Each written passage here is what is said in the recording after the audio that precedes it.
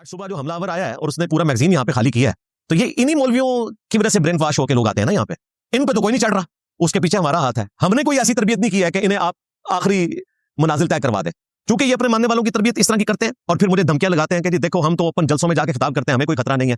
تم نے کون سی ایسی اسلام کی خدمت کی ہے کہ تمہیں خطرہ ہو؟ ٹھیک ہے، تم لوگوں نے تو اسلام کا حلیہ بگاڑا، الٹا یہ کہا کہ جو قرآن و حدیث ڈائریکٹ پڑھتا ہے وہ گمراہ ہو جاتا ہے. یہ بات کوئی یہودی یا کرسچن کرے تو ہم سیکھ پا ہو جائیں گے، اور مسلمانوں کا مفتی ممبر پہ بیٹھ کے آپ کو پڑھاتا ہے کہ قرآن و حدیث ڈائریکٹ نہیں پڑھنا، آپ گمراہ ہو جاؤ گے. ہم کہتے ہیں سبحان اللہ، تو ہم تو کہیں گے لعنت اللہ علی الکاذبین، جھوٹوں پہ اللہ کی لعنت. اس پوری صورتحال میں اسرائیل کا جو کردار ہے یہ انتہائی گھنونا کردار ہے.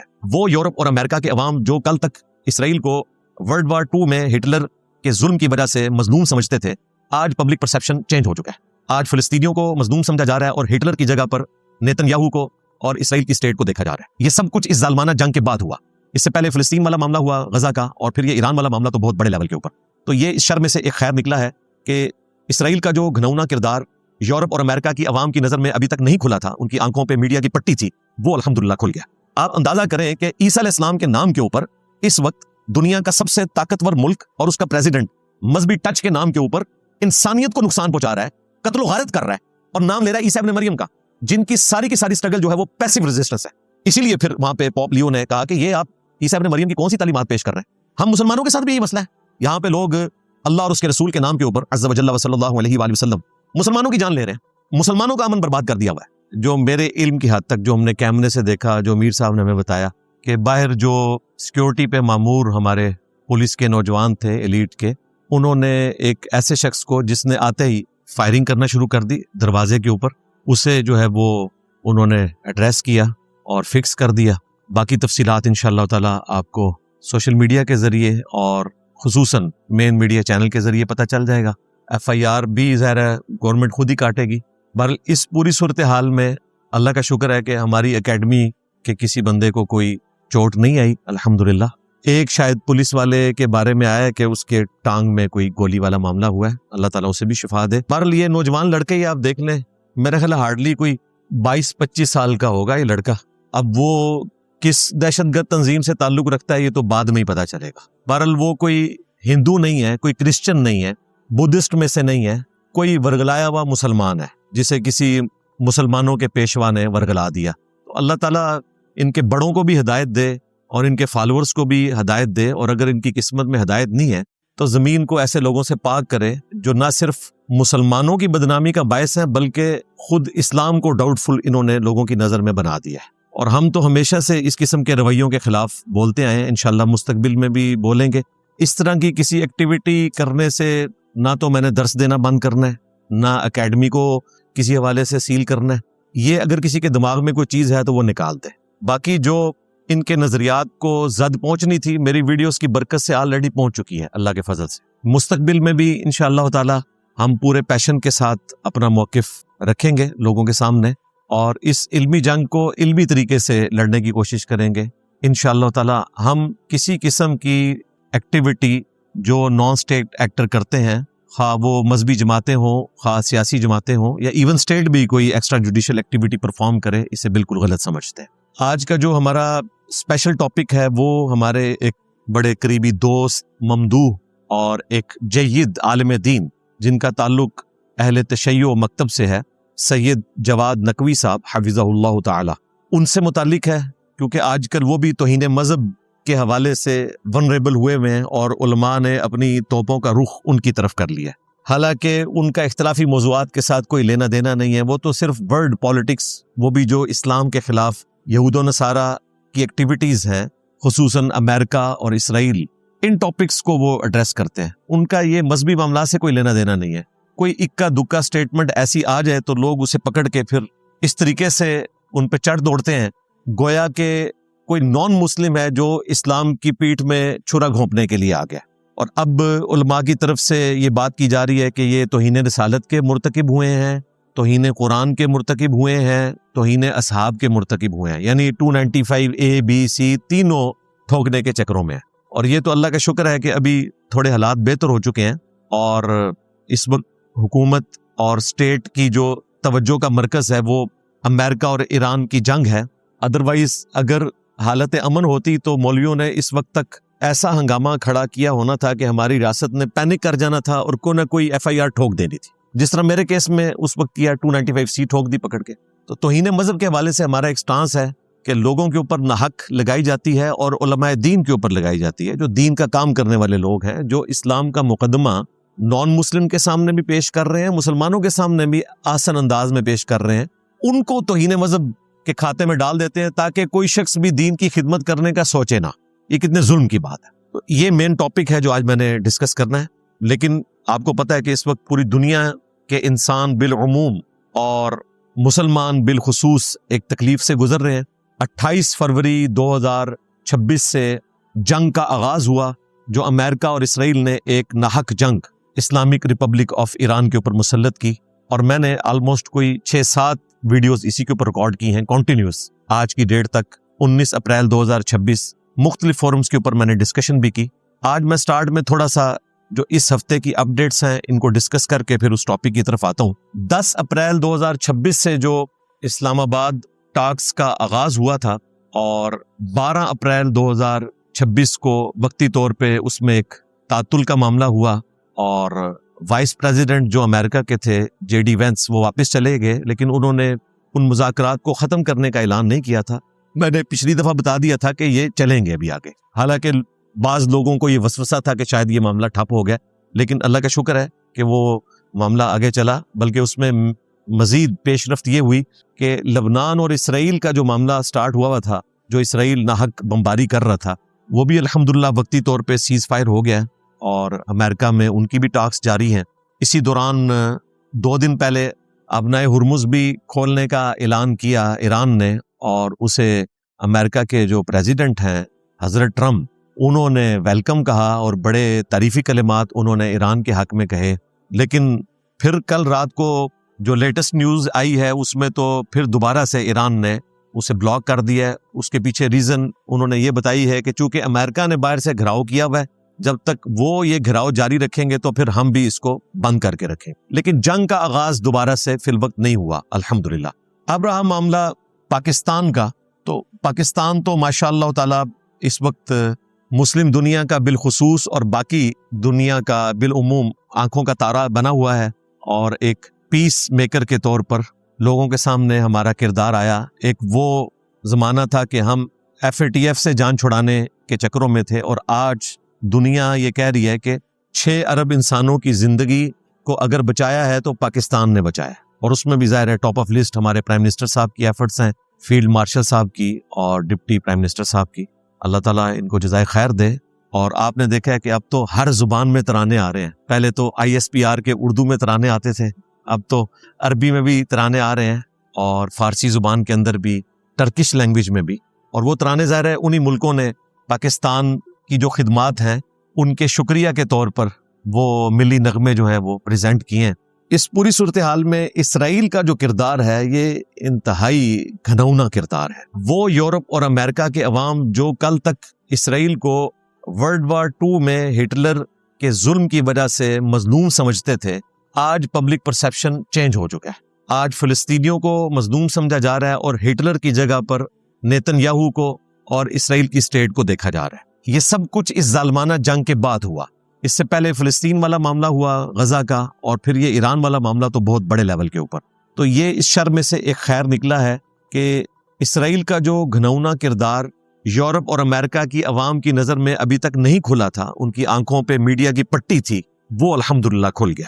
دوسری طرف پاکستان کے جو دشمن ہیں وہ بھی بری طرح سے ایکسپوز ہوئے ہیں، خواہ ان کا تعلق اسرائیل سے ہو، افغانستان سے ہو، یا انڈیا سے ہو، یا پھر ہماری صفوں میں گھسے ہوئے وہ حرام خور یوٹیوبرز کہ جو ایک پولیٹیکل جماعت کو سپورٹ کرنے کے چکر میں وہ چیز لے کے چل رہے ہیں کہ جو اس جماعت کے لیے بھی نقصان دہ ہے اور اس جماعت کے لیڈر کے لیے بھی۔ بلکہ ابھی تو آپ نے 2 دن پہلے سلمان اکرم راجہ صاحب کی سٹیٹمنٹ دیکھ لی، وہ غصے میں بھرے ہوئے تھے، اور انہوں نے وہی باتیں کر دی جو شیر افضل مروت صاحب اتنے عرصے سے کر رہے تھے کہ اس جماعت کے ساتھ ظلم کون کر رہا ہے۔ اور انہوں نے جو بانی PTI ہیں ان کے حوالے سے بھی ان کی سسٹر سے متعلق جو سٹیٹمنٹس ہیں وہ اب پبلکلی بتا دی۔ تو میرے خیال اب تو بالکل حق واضح ہو چکا ہے، جو ہم کہہ رہے تھے کہ یہ جماعت یرغمال بنی ہوئی ہے یوٹیوبرز کے ہاتھوں، اور تکلیف ایک ہی بندہ کاٹ رہا ہے جیل کی اور اس کی بیوی کاٹ رہی ہے، باقی سب لوگ اس کے نام کے اوپر ڈالرز بنا رہے ہیں۔ اللہ تعالیٰ ان کو ہدایت دے۔ ہماری دعا ہے کہ امریکہ اور اسرائیل نے جو یہ ظلم کیا مسلمانوں کے ساتھ، اس شر میں سے جو خیر نکلا کہ سنی شیعہ فساد پوری دنیا میں کافی حد تک ایڈریس ہو گیا، الحمدللہ، یہ اسی طریقے سے کنٹینیوس رہے۔ ساتھ ہی ساتھ جو اسلام دشمن عناصر ہیں، اللہ تعالیٰ ان کو ہدایت دے، اگر ان کی قسمت میں ہدایت نہیں ہے تو انہیں تباہ و برباد فرمائے۔ اور یہ جو وقتی طور پہ جنگ رک گئی ہے، اللہ کرے کہ یہ جنگ رکنے کا سلسلہ ایک لانگ ٹرم کے لیے ہو، تاکہ مستقبل میں اس کے فائدے پوری انسانیت کو بالعموم اور مسلمانوں کو بالخصوص پہنچے۔ یہ ہماری دعا ہے۔ اللہم انصر اخواننا فی ایران، اللہم انصر اخواننا فی فلسطین، اللہم انصر اخواننا فی لبنان، اللہم انا نجعلک فی نحورہم ونعوذ بک من شرورہم، اللہم علیک الیہود، اللہم علیک النصارى، اللہم علیک الخوارج، اللہم احسن عاقبتنا فی الامور کلہا واجرنا من خزی الدنیا وعذاب الآخرہ، آمین۔ 1 مارچ 2026 کو سنڈے کا دن تھا، اور اس سے ایک دن پہلے خامنائی صاحب کی شہادت ہوئی تھی، تو میں نے اس جنگ کو تفصیلاً کور کیا، اور پھر پورا مارچ کا مہینہ گزر گیا، اور اپریل میں بھی ہم نے اس ایشو کو ایڈریس کیا، اور مسلسل آج یہ 19 اپریل 2026 آ چکی ہے، اور آج بھی ہم ان چیزوں کو ڈسکس کر رہے ہیں۔ بہرحال آج کے اس موقع کو غنیمت جانتے ہوئے کہ وقتی طور پہ چونکہ اب یہ ایشو تھوڑا ایڈریس ہے، اور امید ہے انشاءاللہ پیس ٹاکس جو ہیں وہ 25 اپریل آنورڈ شروع ہو جائیں گی دوبارہ سے، جو ابھی اس وقت میڈیا میں خبریں آ رہی ہیں، تو انشاءاللہ نیکسٹ سنڈے کو ہم اس کو آگے لے کے چلیں گے۔ اس وقت جو تھوڑا سا ہمیں موقع ملا ہے، میں چاہ رہا ہوں کہ ہم جو اس قسم کے توہین مذہب کے حوالے سے چیزیں سید جواد نقوی صاحب حفظہ اللہ پہ تھوپی گئیں، میں ان کو ایڈریس کروں تاکہ ایک ہارمونی کریٹ ہو۔ لیکن چلتے چلتے ایک چیز جو پریزیڈنٹ ٹرمپ کے حوالے سے سامنے آئی کہ انہوں نے ایک مذہبی کارڈ کھیلنے کی کوشش کی، اور اس پہ ان کی کافی ساری میمز بھی بنی، اور وہ تو لگتا ہے کہ ہر وقت سوشل میڈیا پہ بیٹھے ہوتے ہیں، پوری رات بیٹھ کے پوسٹیں لگاتے رہتے ہیں۔ اور ایک پوسٹ انہوں نے ایسی لگائی کہ اپنے آپ کو جیزس کرائسٹ کا نمائندہ پیش کیا، اور کسی مریض کے سر پہ ہاتھ رکھا ہوا ہے، اور یہ بتانے کی کوشش کر رہے ہیں کہ وہ دنیا پہ حضرت عیسیٰ علیہ السلام کے نعوذ باللہ نمائندہ ہیں، اور ان کے مشن کو آگے لے کے چل رہے ہیں۔ پھر اس کی بھی میم بنی، وہ مریض کی جگہ انہوں نے ایپسٹین فائل والے ایپسٹین کو لٹا دیا، اور کہا کہ مسئلہ یہ ہے، اب وہ تو مر گیا ہے اور حضرت ٹرمپ کو مصیبت ڈال کے چلا گیا۔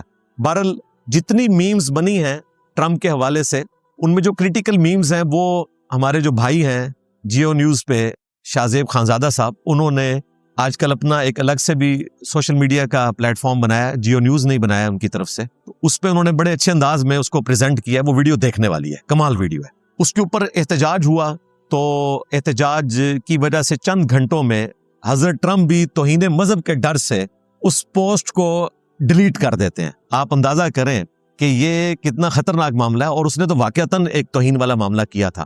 اگرچہ وہاں حضرت عیسیٰ علیہ السلام کی فلمیں بھی بنائی جاتی ہیں، ان کو تو ایسا کوئی نہیں، لیکن یہ اتنا بڑا معاملہ ہوا کیونکہ دوسری طرف جو کیتھولک کرسچنز ہیں، جن کے پوپ جو ہیں وہ ویٹیکن سٹی میں بیٹھتے ہیں، وہ ہمیشہ سے جنگوں کے خلاف ہیں۔ وہ غزہ کے مسلمانوں کے حق میں بیان دیتے ہیں، ایران کے مسلمانوں کے حق میں بیان دیتے ہیں۔ اس وقت جو پوپ لیو ہیں، ان سے پہلے پوپ فرانسس جو تھے، وہ باقاعدہ آیت اللہ سستانی صاحب کو عراق جا کے ملے، اور وقتاً فوقتاً مسلمانوں کے حق میں وہ بات کرتے ہیں جنگوں کے خلاف۔ یہ جو آرتھوڈاکس کرسچنز اور چند ایک ریجڈ قسم کے پروٹیسٹنٹ جو کرسچنز ہیں امریکہ کے اندر، انہوں نے یہ زیادہ ہنگامہ کھڑا کیا تھا، ادروائز کیتھولک تو بالکل اس قسم کی ایکٹیویٹی کو پسند نہیں کرتے۔ تو پوپ لیو کے اوپر بھی کمنٹس کیے پریزیڈنٹ ٹرمپ نے، اس پہ بھی ریئیکشن آیا، بلکہ ایران کے پریزیڈنٹ نے جواب دیا اور سپورٹ کیا پوپ لیو کو، اور وہ بیک فٹ پہ بالکل نہیں گئے۔ انہوں نے کہا یہ جو کچھ ٹرمپ کر رہا ہے یہ بالکل حضرت عیسیٰ علیہ السلام کی تعلیمات کے مخالف ہے۔ آپ اندازہ کریں کہ عیسیٰ علیہ السلام کے نام کے اوپر اس وقت دنیا کا سب سے طاقتور ملک اور اس کا پریزیڈنٹ مذہبی ٹچ کے نام کے اوپر انسانیت کو نقصان پہنچا رہا ہے، قتل و غارت کر رہا ہے، اور نام لے رہا ہے عیسیٰ ابن مریم کا، جن کی ساری سٹرگل جو ہے وہ پیسیو ریزسٹنس ہے۔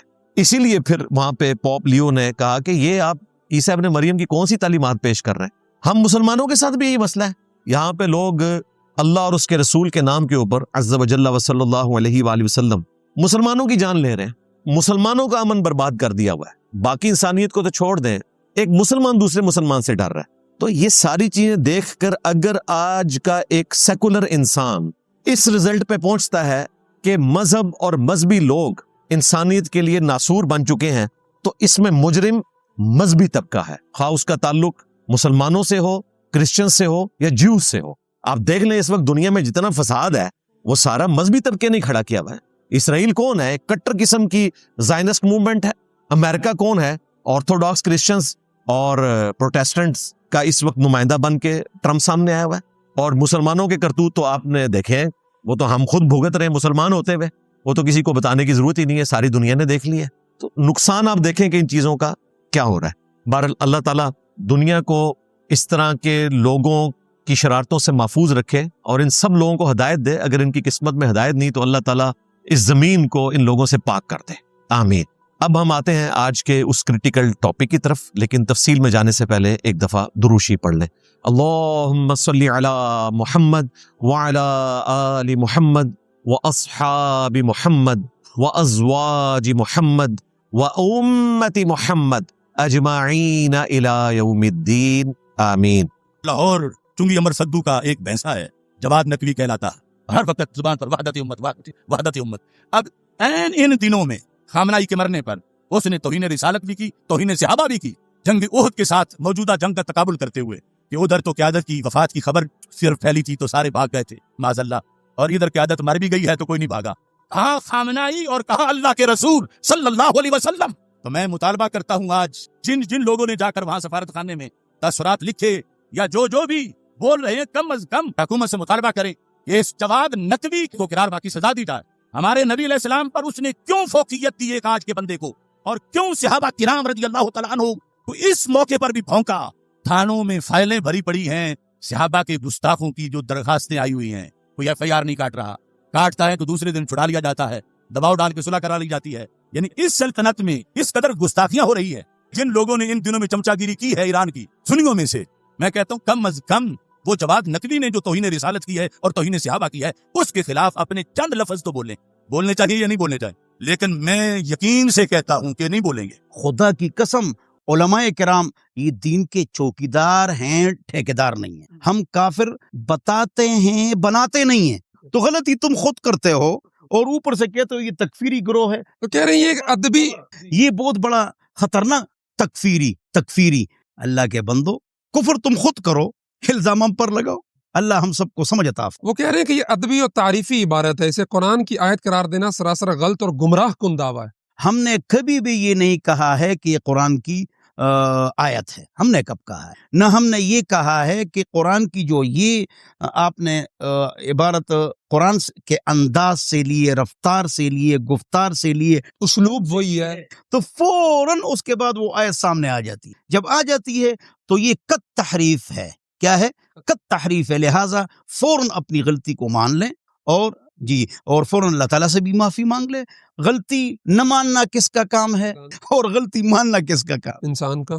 کہ یہ مارکا آج بھی اس کو زیادہ اچھالا بھی جاتا ہے اور اس کو زیادہ قرآن کی وضاحت تشریحات کے باوجود بعض لوگ اس کو تفریح کا سامان بنایا ہوا ہے. قرآن کریم کے ان آیات کو بھی اور جنگ احد کو بھی اور اس کے اندر پیش آنے والے تلخ ماجرا کو بھی. جنگ کے دوران ایک گروہ نے غفلت کی، منافقت نہیں کی، غفلت کی. اپنے فرائض سے، میدانی فرائض، جنگی فرائض سے غفلت برتی انہوں نے. اس غفلت کا نتیجہ یہ ہوا کہ دشمن جو پہلے شکست کھا چکا تھا اور تقریباً جنگ میں میدان جنگ سے بھاگ رہا تھا، انہیں دوبارہ سنبھلنے کا موقع ملا کچھ افراد کی غلطی سے. یہ غلطی منافقت کے زمرے میں نہیں قرآن نے شمار کی، لیکن غلطی بہت بڑی شمار کی اور اس کو معصیت قرآن نے قرار دیا. ہر چند اس دوسرے گروہ کو اللہ تبارک و تعالیٰ نے معاف کر دیا. ان کی پشیمانی توبہ اللہ تبارک و تعالیٰ نے قبول کر لی. اب رسول اللہ نے جن کو چھوڑ دیا ہے، ذاکروں نے نہیں چھوڑا ہوا، ان کو خطیبوں نے نہیں چھوڑا ہوا، چونکہ ذاکروں خطیبوں کے لیے قرآن اور اللہ کے احکام اور آیات تو کوئی اہمیت نہیں رکھتے. کہ اللہ نے جن کو معاف کر دیا ہے، رسول اللہ نے جن کو معاف کر دیا ہے، اس کو پیشہ وروں نے، فیسیں کھانے والے، دین بیچنے والوں نے، تاجروں نے ان کو ایشو بنایا ہوا ہے. جبکہ قرآن کہتے ہیں کہ اس کو چھوڑ دو، آپ فاعف عنہم، یعنی چھوڑ دو، ان کا پیچھا نہ کرو، ان کی مذمت نہ کرو، ان کی ملامت نہ کرو، کچھ بھی نہ کرو، ان کو رہنے دو آپ. واستغفر لہم، بلکہ اللہ سے مغفرت طلب کرو ان کے لیے کہ اللہ ان کی غلطی اور گناہ کو معاف کر دے. تیسرا جو جملہ ہے جو شیعہ سنی اختلاف میں فرق ہے، وہ اشہد ان علی ولی اللہ ہے. اس کو تمام شیعہ فقہا، قدیم بھی جدید بھی، سارے وہ یہ کہتے ہیں کہ یہ اذان کا جز نہیں ہے. अजान में पढ़ते हैं, चूंकि अजान के अंदर पढ़ने में इसमें कोई हरज नहीं है, जवाज है इसका, लेकिन ये जुज़ अजान नहीं है, ये सराहत है शिया उलमा लेकिन की। जो असल अजान तो वही है ना जो नबी सल्लल्लाहु अलैहि वसल्लम के दौर में है थी, हाँ वही है, तो उसमें ये शामिल किया गया है। नहीं उसमें शामिल अजान के जुज़ के तौर पे नहीं हुआ, अजान के बीच में जवाज के तौर पर फर्क है। अब मामूल नहीं बनाए उसको, लेकिन अगर कहीं जरूरत पड़ती है तो आप कर सकते हैं। सर क्या फर्क पड़ता है? लेकिन अब ये है। शहादत अमीरुल मोमिनीन, विलायत अमीरुल मोमिनीन, अजान व इकामत में शिया पढ़ते हैं, उलमा भी पढ़ते हैं, अवाम भी पढ़ते हैं, और इस पर ताकीद भी करते हैं कि ये पढ़ना ठीक है। आप नहीं समझते दराइन याल इसको जुज़ नहीं समझते। लेकिन आप नहीं समझते कि ये बिद्दत है शामिल की गई जो नबी सल्लल्लाहु अलैहि वसल्लम अगर इसको जुज़ अजान कहेंगे तो फिर कह सकते हैं, बिद्दत लेकिन है। जुज़ नहीं है ये। सर ये यानी अगर कोई नहीं पढ़ता तो ये नहीं कहते कि अजान नाकिस है उसकी।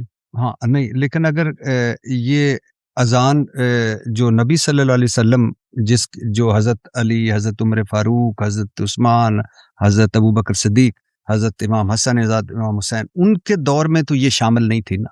नहीं थी ये। पर मैं मिसाल के तौर पे अगर मुझे बहुत दुख है और मैं किसी जगह मातम करता पाया जाता हूँ, तो ये मेरी लाइलमी तो हो सकती है, मजहब से दूरी तो हो सकती है, लेकिन जब आपका एक जो बज़ाहिर साकरे अहले बैत और एक पढ़ा लिखा आदमी जिसको दुनिया समझती है, वो सामने खड़ा हो और मातम करा रहा हो, और तो मैं एक जवाद नकवी साहब से सिर्फ ये पूछता हूँ कि ये मातम करना, जंजीर जनी करना, कोयलों पर चढ़ना या अपने आप से खून निकालना, ये जायज ये है? देखें, जहां आपको शरीयत ने रोक दिया है वो रुकना चाहिए। आपको खून निकालने से रोका है, जंजीर, खून, कोई भी खून निकालना किसी भी जरिए से, ये रोका है।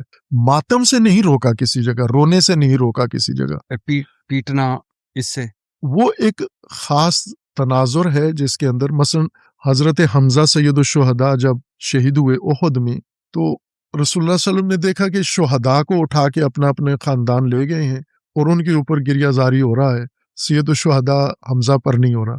तो हुजूर ने हुक्म दिया कि अपने शहीदों को छोड़ो, इस शहीद के ऊपर गिरिया करो आप। किस तरह का गिरिया किया गया? अच्छा मेरे भाइयों, अब उस टॉपिक की तरफ आएं जो सैयद जवाद नकवी साहब हाफिज़हुल्लाह ताला के हवाले से तौहीन मजहब के इल्जामात इस वक्त सोशल मीडिया के ऊपर आम है।